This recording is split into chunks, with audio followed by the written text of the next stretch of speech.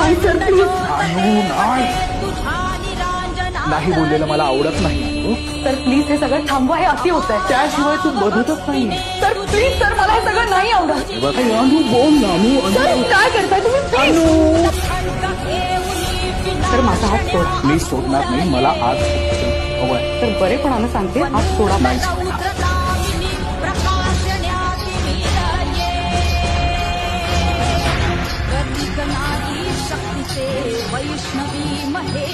उत्तर हवंय ना तुम्हाला.